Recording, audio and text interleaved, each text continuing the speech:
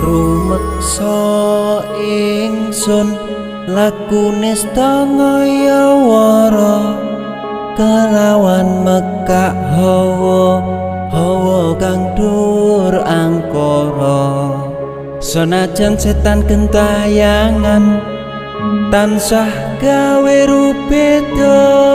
hingga pupusing jaman hametek ingsun nyirep geni wisamurka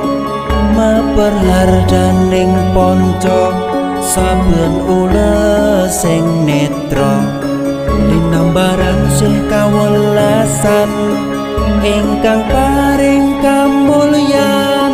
Sang Hyang Jati